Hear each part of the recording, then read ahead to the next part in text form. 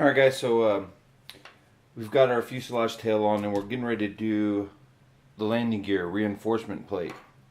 Now, seems like a little bit jumping ahead to worry about landing gear, but it can be kind of tough to measure this out because you're going to have to drill some holes here. So with this plate in hand, if you always measure from the center and work off the center line of the airplane, it's kind of easy to find things. So take your little plate that you're going to mount to the horizontal fuselage and mark a center line in between the two holes. These holes represent where you're going to have to drill your landing gear. Then just take a pencil and estimate wherever the center is and just draw a line, okay? And then measure from here to here, also to the center of the landing gear. You take your plate and you line those two marks up, okay?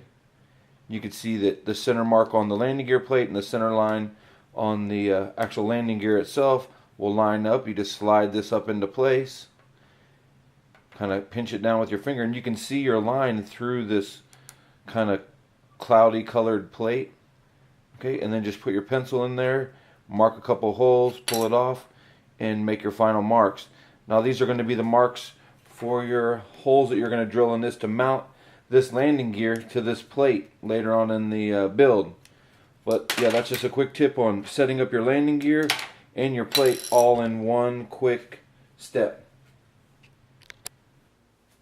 Okay, now we're going to mount our little fiberglass plate. What you want to do is you want to measure over and make a center mark on this. And in a little bit I'll show you how to use that center mark to line up your landing gear. There's two pre-drilled holes in this fiberglass plate, and there's also two holes in the fuselage, these dimpled holes.